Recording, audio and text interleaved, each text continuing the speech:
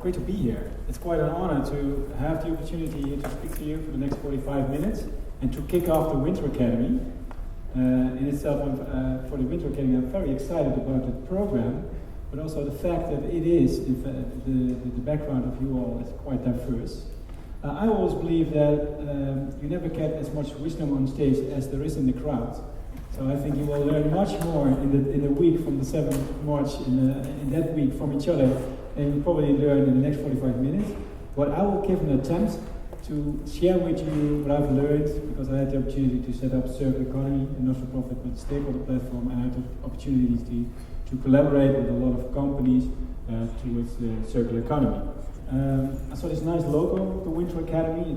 It's the skyline of Copenhagen right now. It misses the Dome of Vision. We'll be there next year, I think. Like I said, it's a privilege.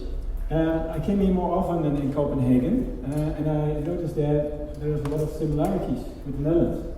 I can imagine if you're coming from the US that you don't understand anymore whether Copenhagen is the capital of the Netherlands or whether it's Amsterdam. It's a little bit the same. And I was here 1.5 years ago, and this you might recognize as the Skuespilhuset. Yeah, you're nodding. Close enough. So we have the same building at the same place at the riverside in Amsterdam. And we have the ferries too, and we are thinking about building a bridge for the bicycles. So, but we're not there yet, you are. So normally when I speak abroad, I talk about Netherlands as a circle hotspot, a campaign I will explain a little bit more about at the end of my presentation. And then I'm sort of positioning the Netherlands as a hotspot because there we are the front runners of the circular economy. And I show graphs saying that in terms of recycling and domestic waste, we're almost number one in separating waste. And I'm telling that the OECD is explaining that we are a very material efficient country compared to our GDP and how much resources we use. But here I have a little bit of an issue. Because when I'm in Denmark, I have to be honest, you always outperform us. In every rank there is, Denmark is number one. For instance, exporting the green innovation, you're number one, and we are a little bit over there. And although I will explain a little bit more about Netherlands Circular Hotspot. It's not only a positive competition, it's much more about sharing innovation. But I think we should inspire each other here, especially in Europe, especially nowadays. But I do want to tell you that I'm a little bit hurt with the fact that normally we were bicycle city number one in the world, and even in that ranking you outperformed us. Now in 2015, Copenhagen is number one, and it's a bicycle city. So let's stop comparing, and let's talk about circular economy, and let's see if I can sort of give some examples to you that can be of use for yourself. And I love to hear also in the question and answer some examples of you, so I can bring it back to the Netherlands. Small personal introduction, I already did that 15 minutes ago to some of you. I have a background in the business administration, set up a consultancy firm, and there was a moment in time where we thought by ourselves, what do we really want to contribute? What do we really want to do with the next part of our life? And it was not a midlife crisis, but it was a question, a search for more meaning in our work. We had a lot of fun being an entrepreneur, but we wanted to be less shallow. We wanted to do less business as usual. And it was quite a search, and it ended up that we said we want to co-create social enterprises. And I'm very happy to see that 8 years from now later, it transformed itself in a collective of companies with many more entrepreneurs, many more employees on a daily basis working, and they have a common denominator, and that is they are powered by meaning. So we call the collective powered by meaning. So all the companies try to solve a societal issue and try to make a profit out of it so they can continue doing that. 4 years ago, I had the opportunity to set up Circular Economy. That's a not-for-profit, multi-stakeholder platform, member-based. And I will later on give some examples of the projects we did there, but one of the most important things over there was that everybody who became a member was obligated to start a circular project. And that showed that the people who became a member of Circular Economy were really committed. Because you had to pay for it, but they also were committed to start a project. And that gave us the opportunity to do 40 to 50 projects in complete supply chains in regions like Amsterdam and now also in Glasgow. And those projects gave us a lot of insights in the nuances of the circular economy, because it might sound logical, but it is far from easy to establish that. And now we are sharing that knowledge in tools and etc. I made a change in this summer from setting up the circular economy to doing a program called Netherlands Circular Hotspot. Netherlands has the EU Presidium this year, and we want to sort of share that innovation we currently have in the Netherlands. And I did some other things also in terms of doing some research on what's possible in circular economy and also advising the Dutch government on the steps forward. But before I dive into the circular economy, and I asked this question many times in the last 4 years, who have never heard of the circular economy before? Very honest, thank you. So the number of hands is less and less. 40 years ago, it was 80% or so. But let me take one step back before diving into examples, by explaining what the circular economy concept is. And the best way to explain that is to look at the system we currently have. The thing we came up with so far is a linear system, a capitalistic linear system. We take things out of the ground, we make something out of it, and we throw it away in a very high pace. We're destroying a lot of value within years, months sometimes. An iPhone is worth 250 euros and 2 years ago, and is now worth 2 euros in terms of residual value of materials. Is that smart, economically speaking? Is that efficient? You put in a lot of labor, you put in a lot of energy, you put in a lot of materials, and it's worthless within months. That's not the best we can do, I think. The concept of circular economy is quite logical. How can we preserve the value that is in products, in services, in buildings, what have you? The key here is that we have to come up with new business models that incentivize those who produce it, those who design it. Can we come up with solutions? Yes, of course, we know recycling. Perhaps we can bring back with this, what was it again? Polyethylene or if we can bring it back to granulates and recycle it and give it a new purpose, that's great. But would we contain more value if we remanufacture stuff, if we get component stuff? Would it be more logical if this chair is not fit for purpose anymore, is outdated, if we refurbish it and make it 2016 again? Yes, it's 2016. Or wouldn't it be more easy to reuse stuff or to extend the lifetime of a product? In the 50s, we came up with something that's called planned obsolescence. It was a strategy to make sure that products become obsolete. Planned for obsolescence means that for the economic reasons, we need to make sure that the products break down, so we buy new stuff. So we have to change the incentive to the producer, so they have the incentive to continue getting value out of that without the incentive that a light bulb goes down after 1,000 light hours. We already see companies making that shift towards that circular economy, but there is more to come, and we need to, because we are exceeding every boundary there is. We live in exponential times, and we're exceeding every planetary boundary there is right now, according to the Stockholm Research Institute. And one of the things that's often forgotten is biodiversity. Funny to see, we're entering the 6th wave of extinction. And guess what? We will not survive. Very dramatic story. But because of the biodiversity, and it's very easy to explain. If there are no bees anymore, there are no flowers.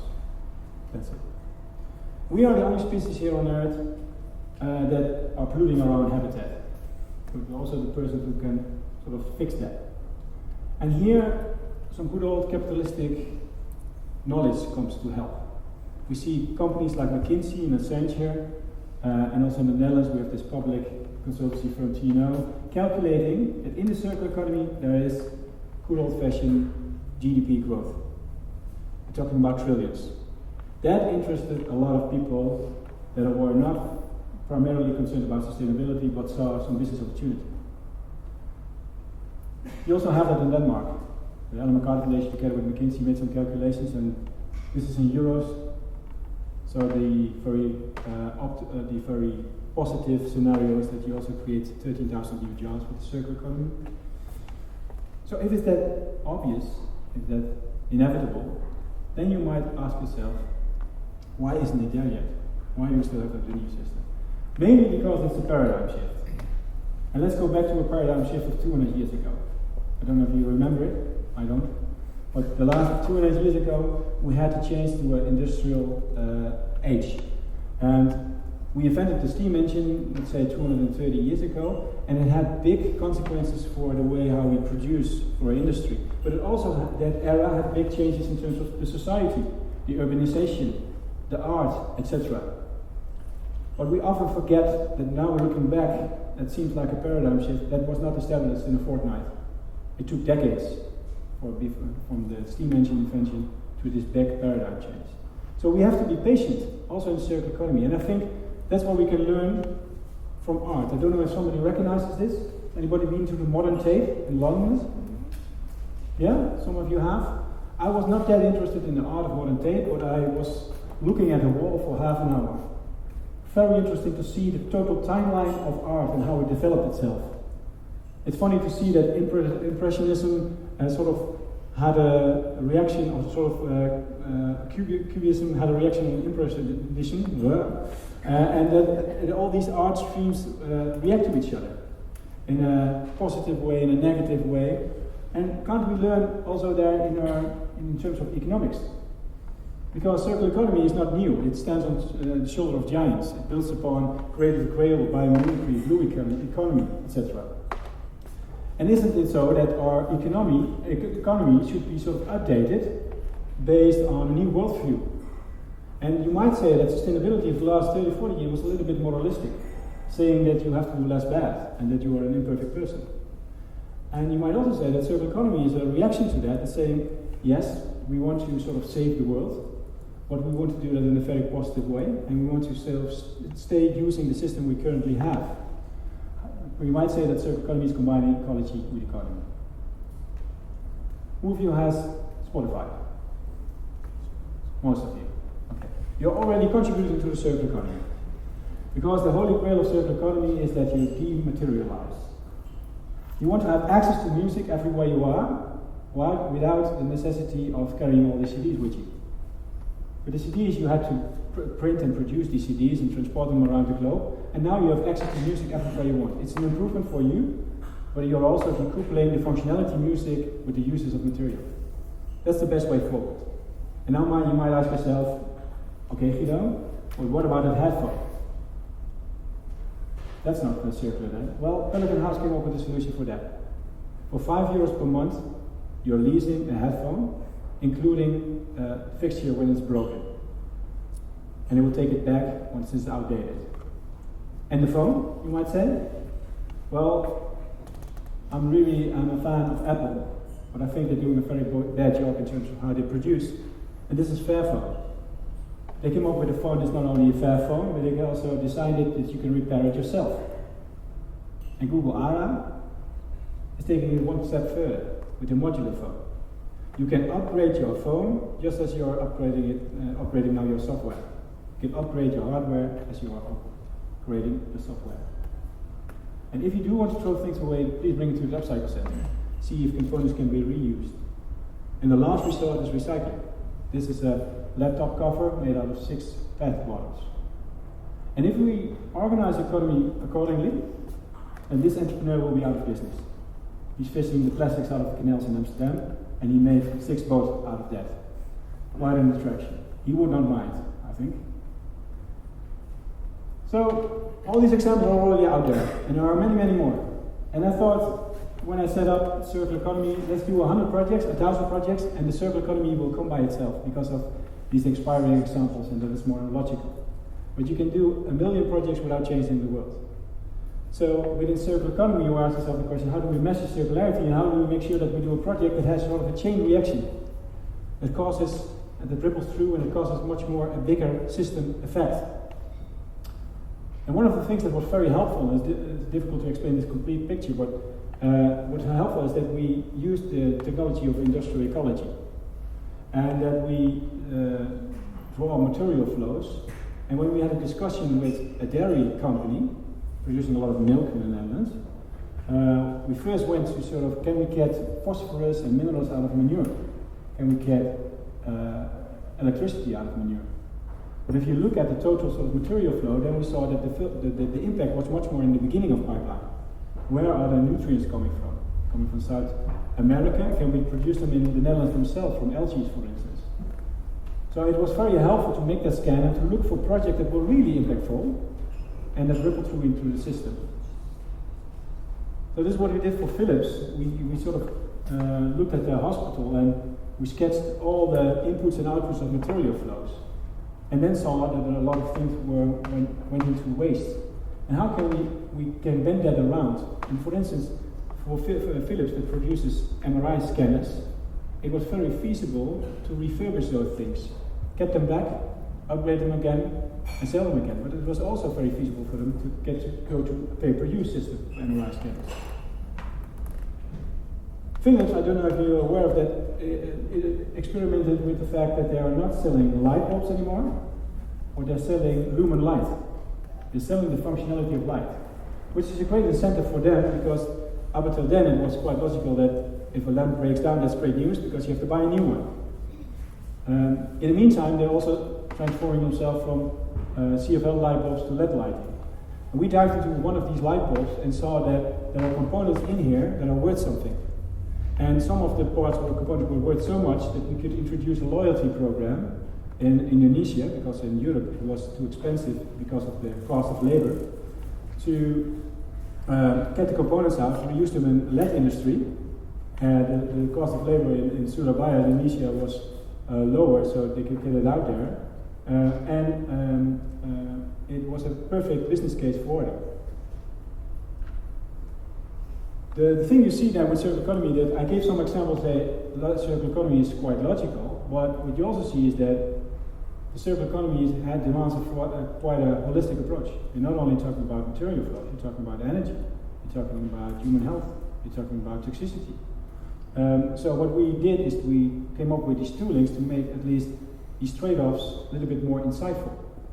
You sometimes have to choose whether it's more logical to do some recycling or to extend the uses of life. And that holistic view makes it very difficult, but what makes it even more difficult is that you also don't only have to look at one part in this lifetime, but also at the sourcing, the production, and the usage phase. So some of you might be familiar with life cycle analysis. So there is no single solution for what is the optimum of one product. So you have to look at the context continuously. You have to look at the whole system. You have to zoom out.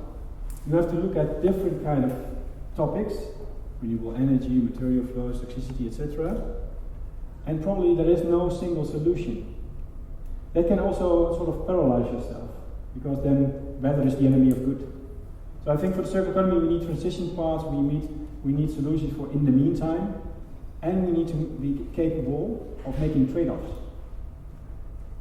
And that demands a lot of you.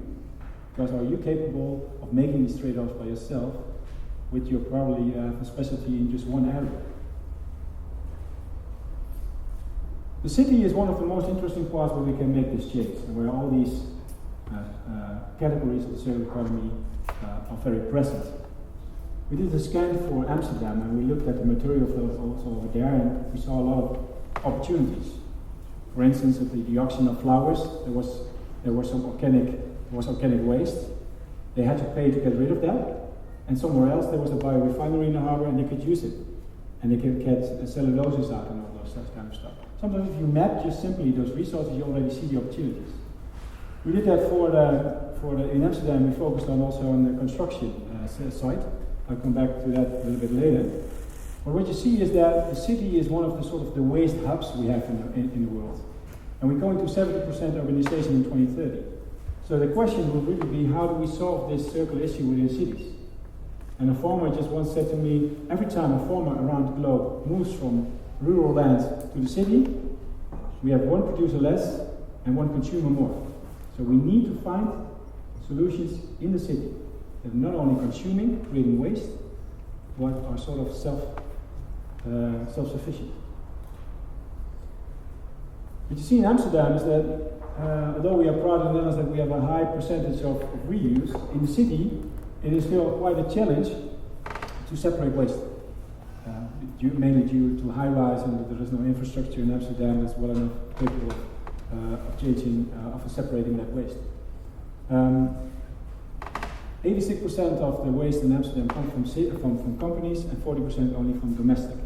And a large part is now going to the incinerator. So what you see in Europe is that in the southern part of Europe, nations are looking for solutions in terms of incineration. Wouldn't it be better instead of landfill to incinerate that and get heat, electricity out of that? We also ask ourselves that question in Amsterdam. So 7 years ago, the best possible incineration plant was built, and it now provides 12,000 households of heat and 75% of electricity in the city. On one hand, that's great. On the other hand, you have to take one step further, because burning waste, getting the electricity out, is not very good for CO2, but is also still destroying a lot of value. So one of the questions in Amsterdam is, they want to be fossil free, of course, is that the energy waste company is seeking for ways to collect the waste even better and to upcycle it even more. And especially in the construction area, we normally proudly say 89% is recycled, but if you're very honest, in the construction sector, 89% is downcycled. So the debris is used on the roads, and we have enough roads right now. So we have to find solutions that are upcycling that. And going to that real estate, to the built environment, it's funny to see that in 10 years from now, the Sagrada Familia is finished. And it's sort of, I almost find that I pity that, because it is good to have something in continuous beta, sort of continuous, keep on building. But it says a lot that it took 144 years to build something. And if you go back to 200 years ago, if a building was made, it was there for, not for eternity, but for at least a long time. And now we are making buildings that exist sometimes for 12, 15 years.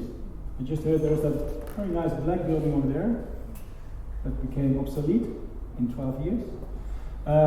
So can we not build new cathedrals in modern times? In the Netherlands we have a great example. This is Park 2020, and they applied the cradle technology in the heart of the real estate crisis in 2007. We started this. This is fully based on circular thinking. So what is unique about this office site is that these buildings are constructed in such a manner that there is hardly any toxicity in there, prohibited by cradle thinking. But they're also built to such a manner that they are quite modular. So the core is very fixed, but the outside layer is very flexible. So it can have another purpose. Today it's an office, tomorrow it can be an hospital. But it's also very modular, and it's very easy to disassemble. Not as easy as the German fishes, but quite close. Meaning that they have to choose for a little bit more investment up front. For instance, not mixing up concrete with steel, because then, in the end of life, it's very hard to separate that, and it will cost you money to demolish it. And now we're building it much more based on Meccano. You can take it apart and reuse the components again. Meaning there was a higher residual value also in the end of life, meaning there was also a better way to finance that. But you only have to finance the part that is depreciated. It also was very successful in terms of finance because they focused on the quality. They said up front by design, they invited all the players in the supply chain and said, this is our budget.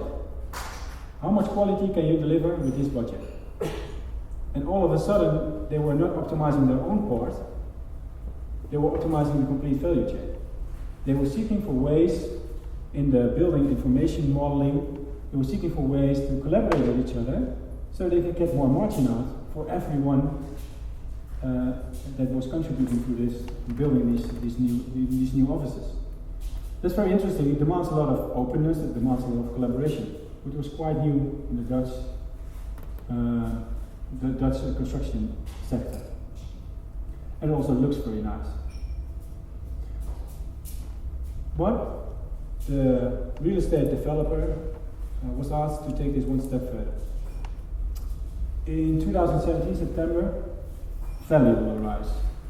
And Valley is not only built based on the principles of the circular economy, buildings itself, but it also needs to be the place where we can take the circular economy from rhetoric to reality, where we really want to make a sort of a factory where we can produce circular products, circular examples.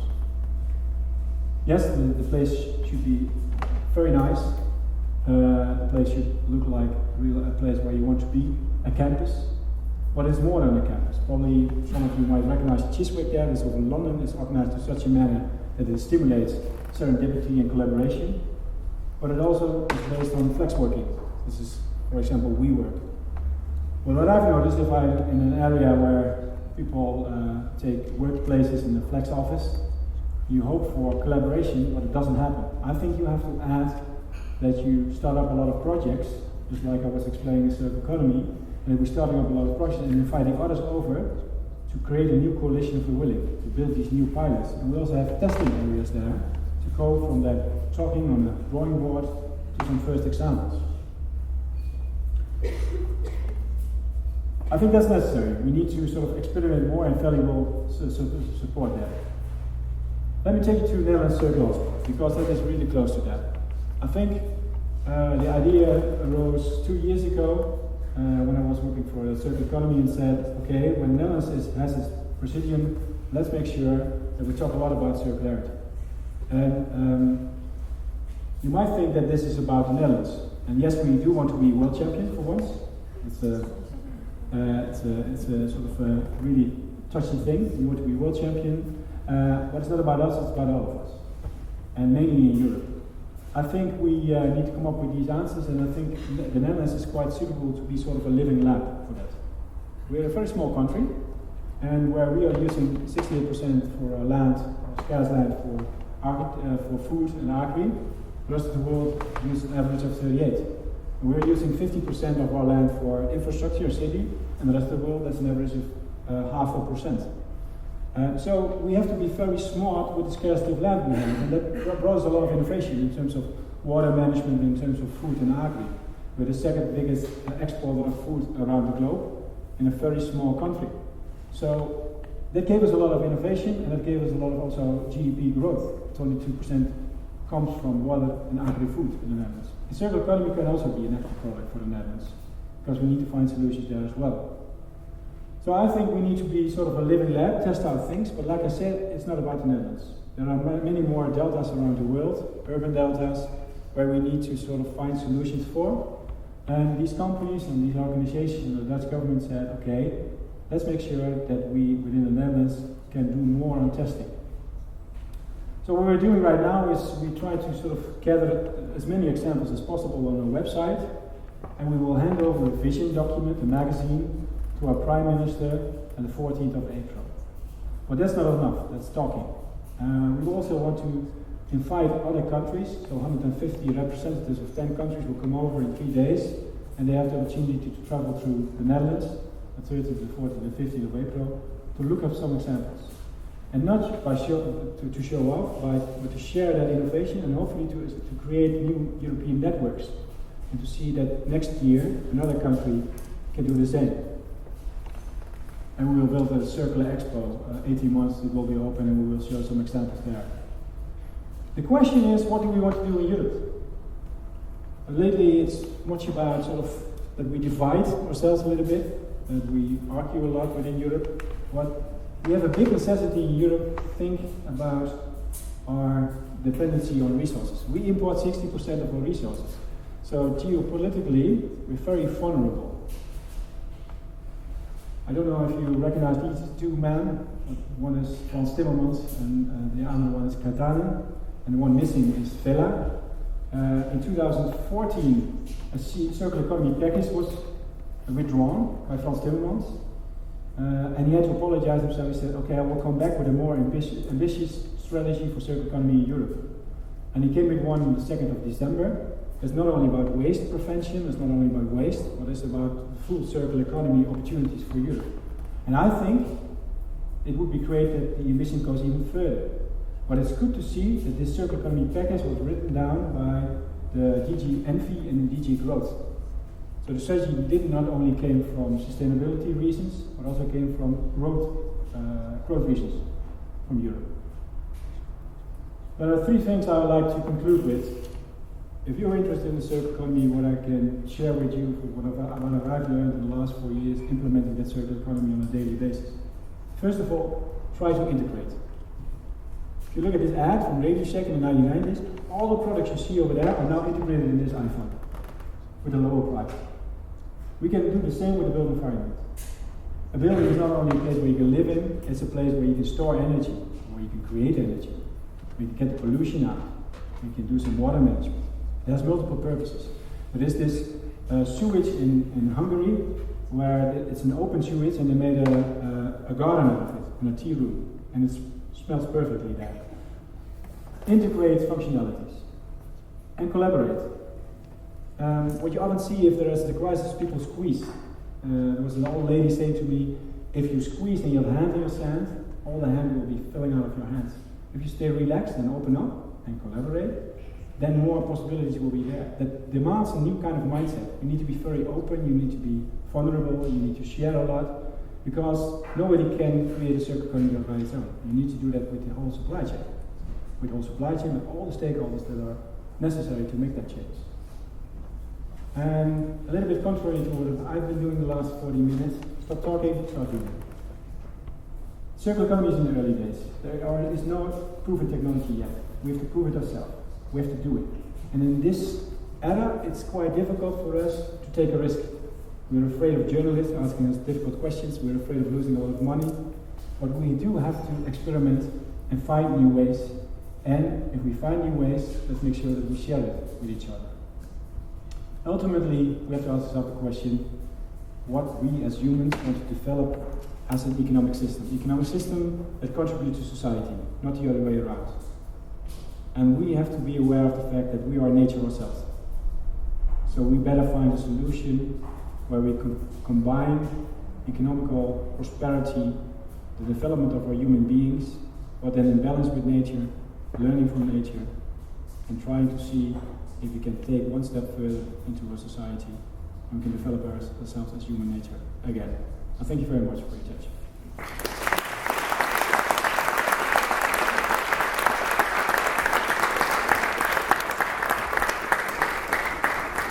Thank you, Guido. Thanks for sharing your thoughts and ideas, giving us an insight on what circular economy is today and what it will look like maybe in the future, why we need it.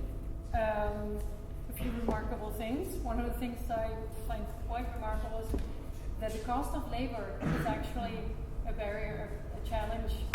So it's easier to implement a loyalty program in Indonesia than it is here. We discussed it also with Christopher, saying that he designed it in such a manner that there are hardly any machines necessary to rebuild it again, to assemble and disassemble. It can be done by man instead of machine. So that's interesting also, so to think about. But funny enough, we have this lock-in situation. I also understood that also in Denmark that's the question, but in the Netherlands we have a lobby, an advocacy council that's called AXTED, and they're talking about how to shift taxes from labor to resources. Because we have an abundance of labor nowadays, and we have a shortage of resources. So wouldn't it be more logical to make labor cheaper, so we have the incentive to refurbish more, to fix things more, etc. Yeah, because that's the next thing, of course. What's the incentive for us, I mean individuals, but also for companies? A recent report was published recently, underlined that one of the major challenges is our behavior.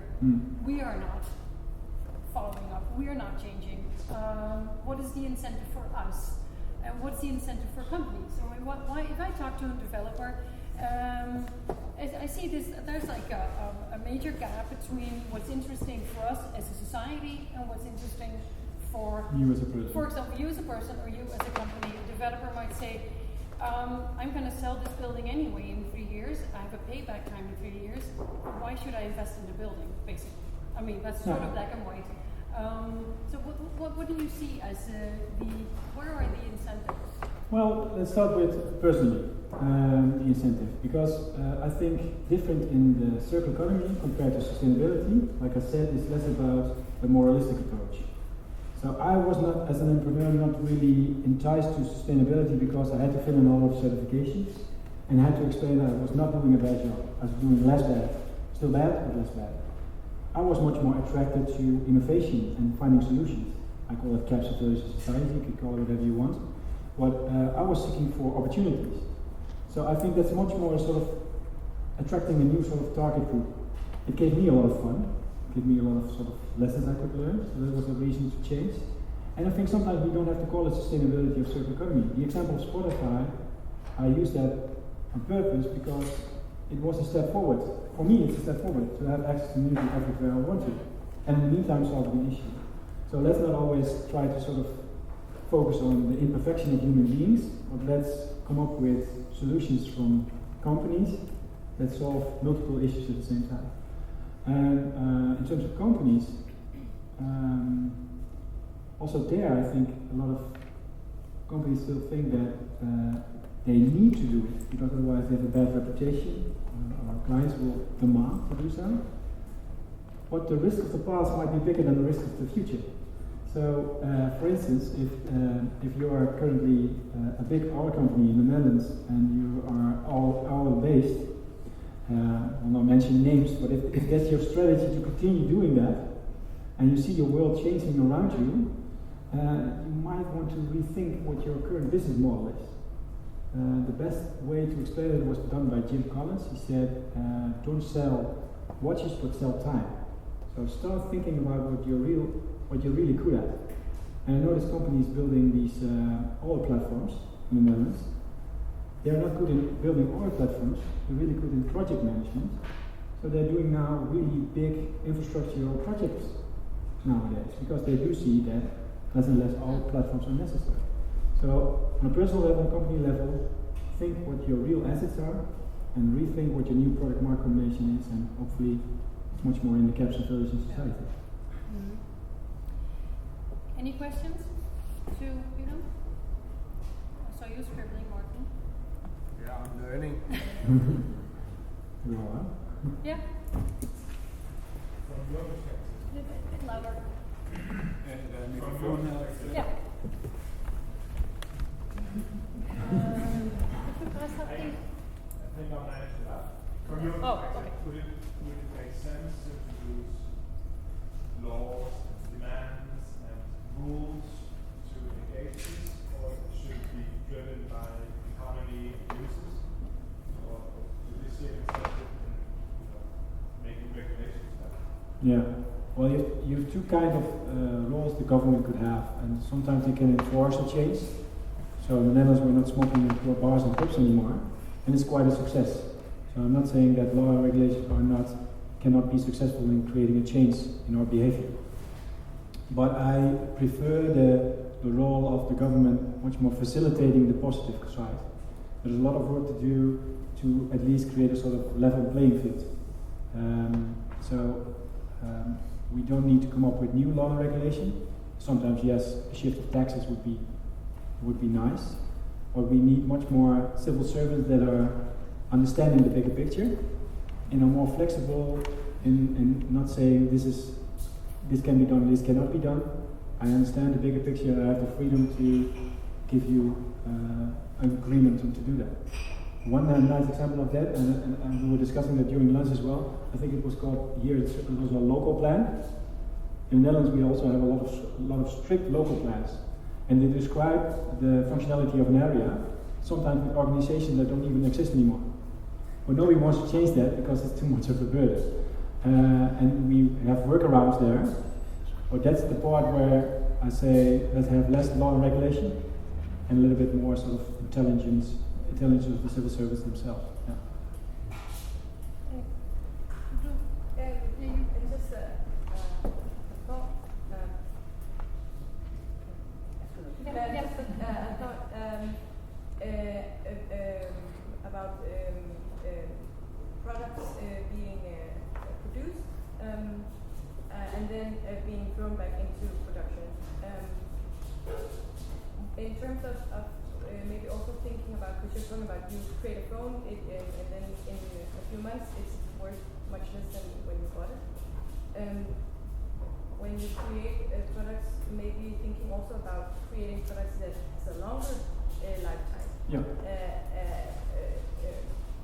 Even clothes, technology, but I mean everything that we use in our everyday lives. I see some companies coming up with this projects where they sell products saying this product will actually last a lifetime. Yeah. And actually also back in the younger days we had light bulbs that would actually last for a lifetime and stockings for women that lasted 20 years, so nobody bought new ones, and that was the issue. So yeah. That's what they came up with. Actually, there was a committee in the US that came up with a plan for obsolescence. And they came up with the idea that we need to make sure that a light bulb works 1,000 hours and then it breaks down, because we want to make sure that people will buy new light bulbs again. And they also come up with the idea that for fashion. So every year we need a new color and we need a new team, so to make sure that we're going to buy new clothes or new domestic appliances. So it was a strategy to make sure that we keep on consuming. I don't think we can stop that, but the only way we can change that is by incentivizing the producers that they have continuous income. They are rewarded for the fact that it has a very long lifetime. So in my place I have a washing machine. It is for Miele, but I'm paying per use. I pay per use. So it's connected with the internet, it's from wash bundles, and I'm paying per laundry. So I have the incentive to do as less laundry as possible. And I have 2 kids, so it's quite a challenge. But it's very expensive. But the thing is, that incentivizes, this is a Miele washing machine. For them, it's very attractive all of a sudden that the washing machine lasts. Because if it breaks down, it's their responsibility all of a sudden. They have to get it back and have to refurbish it or repair it. So they do 2 things in their design. They design that it's easier to repair, and they design that they can easily upgrade that, so more energy, less energy used, etc.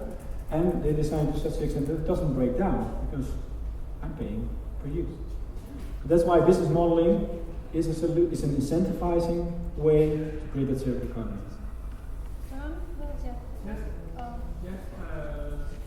You were talking about the building industry. I'm working in the building industry, and about all this creative idea you are presenting, fascinating. Because a big issue in the building industry in Denmark all over the world is the conservatism, not the change. Yeah. And everything says, oh, you make something sustainable or fair, you make it 50% more expensive. But I think everything is about money. The main issue for the way to change to the circular economy is to prove to those developers who are only profit focused that to make it as rentable as conventional construction and production, then they are not losing money. Like you say, to keep the continuing consuming outside, but just it has to do with short-termism as well. I mean, for a real estate developer, like you're also saying, it's quite logical to build something, and it's a new world to me, but to have exits. So you're already selling it to an investor before even the first stone is sort of placed. So in the Netherlands, we have a lot of abundance of square feet. I think it's 23% or so. And it's mainly because there are real estate developers that I'm not interested if people really use the building. I want to build stuff, sell it again, and it's their problem. So, besides the business modeling fact, because Park 2020 was financially successful, so that's helpful, so you can explain to others that the conservative way is not working anymore and the new way is working. But besides the business modeling change, you can also sort of enforce changes in terms of people be part of it for the long term. And real estate developer that is involved in the 20 years to come and also responsible for the maintenance will make different choices in the beginning than the one building and leaving and going to the next one. Yeah, I agree. I heard about tell me, correct me if I'm wrong, but I read somewhere that the Netherlands is experimenting with, or has experimented with lowering taxes on all work on existing buildings, all down to 5%. Yeah. Well, it was not a circular economy reason, it was mainly to sort of stimulate the real estate. Okay, a sector that was a little bit down. Did it work? It worked for us, and that's funny, it worked for maintenance. So the value-added taxes were lowered from 1% to 6%. And what you saw is then all of a sudden that people start repairing their houses. And then buying lots of new stuff to repair the houses. Buying a lot of new stuff, yeah. But mainly, it was good news for those who delivered the services of maintenance and refurbishment and all that. And that's good news. I mean, it was incentivizing also, therefore, to improve existing buildings rather than keep on building new ones. Yeah. There was a question. Raise your voice, please. Also to the building sector, because I was wondering, many of the people you're talking about, they have a firm of a business model where the firm takes care of the business model. But when we build houses or something like that probably lasts a bit longer when they doesn't work. You have to switch it on, I think. Yeah. No. I'll repeat the question. If the building is lasting a lot longer than the firm, if the firm stops being there, but the building is there. Yeah. I think it could be maybe a challenge to continue the circular economy in that project or that building. I don't know if you have any. I don't have the solutions for those kind of things, but I also introduced Valley, and with Valley, that's the industrial place where the users will be from corporates, there will be startups, there will be SMEs, on purpose, very diverse groups. And we want to think of how do we make the users of Valley, those who rent the workplaces, co-owners.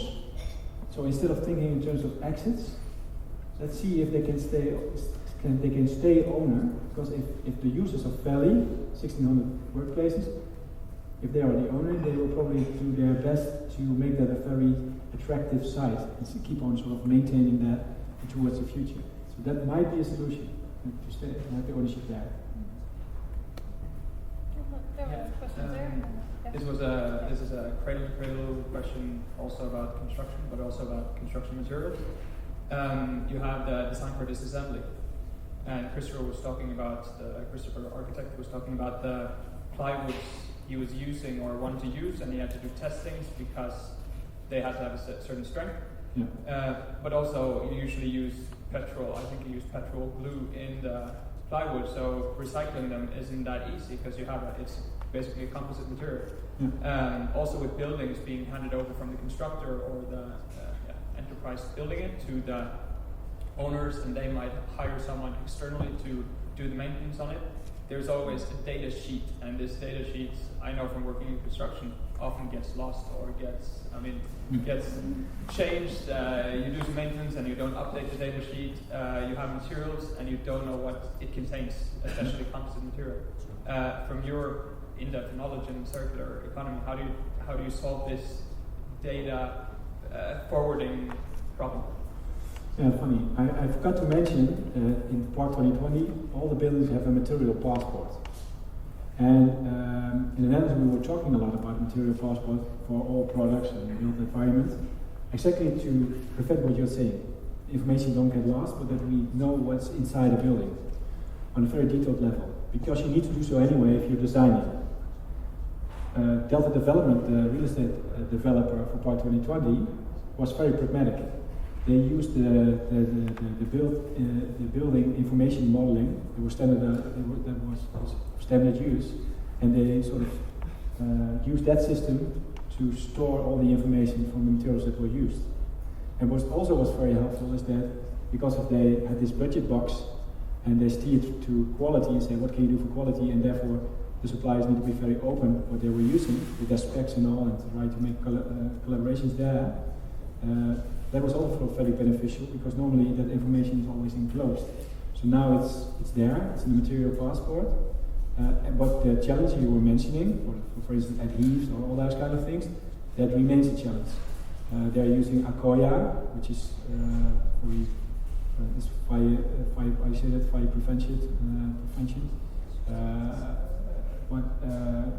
They also had challenges. That's why I was saying not everything was. It was as less toxicity as possible, but still not for all materials we have found solutions yet. So we're still at the beginning. There was a question there, and then a last question, and then wrapping it up. Okay, is it on? Yeah. Yes. Okay, you were showing a picture about this circular part. Either recycle, or you can remanufacture, or you can refurbish or reuse. And as I understand it, then it's different strategies of making a circular economy. And then you showed some buildings that's rather familiar, and another building where you can take out, you can change its purpose. And this building is like you can reuse it. So isn't it more or less that you choose different strategies from the different buildings, that it's obvious that a church, La Sagrada Familia, it is built to be used for several hundred years, but a factory is not, it doesn't make sense to make a factory that can last for 300 years.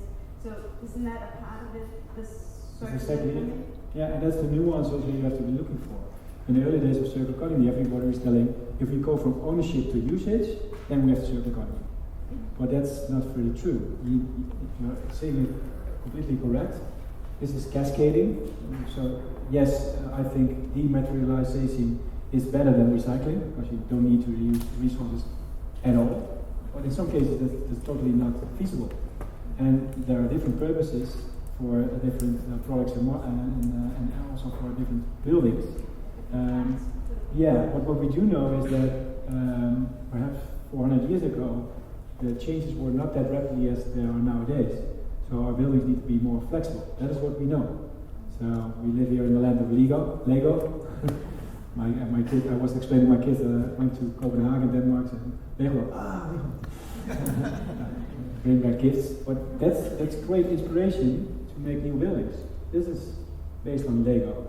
But I fully agree that horses for courses, you need strategies per context and per situation. And that's why I also want to explain in a few sentences the trade-off mechanisms you have there. Final question. I'm sorry, that must be the final question because you have to leave in a short while. So, and Guido has, you have to offer your drink before you leave. So, one final question. Yeah. Thank you so much for your inspiring story. I happen to be Dutch as well, and my heart made a little jump when you referred to Park 2020, because I've actually worked there up until 2.5 years ago in one of the offices there. And my question, it's already been... And is it true what we were telling here? Is it true? It was a very pleasant environment to work, and at that time it was still very much under development, so I had to walk through mud all the time, etc. But yes, no, it was very true. It was a pleasure to work. But my question is, what I'm fascinated about is that you've been talking about new build quite a lot. Mm-hmm. Because I work there, I know that on the other side of the road, the bus lane, there is a huge empty company area with offices that are all empty, or mostly empty. Yeah. So my question is, how do you look at that from a circular economy perspective, new build versus existing buildings and refurbishing, reusing them? Yeah, that's a very well-known question, obviously. And we have, like I said, we have a lot of residual square feet in the Netherlands that are empty. The good news is, by the way, nowadays, because of Park 2020, the built environment and the surroundings is also becoming more popular. So it's getting filled up a little bit more. But if you want to have these modular buildings for tomorrow, you have to change the way you're designing stuff. But we also need to find solutions for the existing built environment. But that's much more difficult, because they are built in such a manner that it's not really easy to give it a new purpose. So the question might even be that on the other side of the bus lane, whether that still needs to be, especially if we talk about Park 20, this is a little bit for Italy. If you go to the other side of the railroad, they have the city sites there. There are also big office buildings there. It's not really pretty to look at. Perhaps there the solution is to get rid of that and to make that a beautiful place for a city to live in. Because it's very difficult to refurbish that. And that is due to the fact that 30 years ago we were not really thinking about build to last. So it is a difficult question you're asking. Yeah. And true, it's exactly this relatively young building stock that is a problem. Yeah. And it's one of the things we'll be working with in the Wind Academy as well. Thank you so much for your inspiring talk, for your input. I'm sure we will use it in our week to come. And for those of you who are not participating, I'm sure we'll leave the dome inspired. So thank you so much, and I would like to invite you all for a drink at the bar. Thank you. Thank you.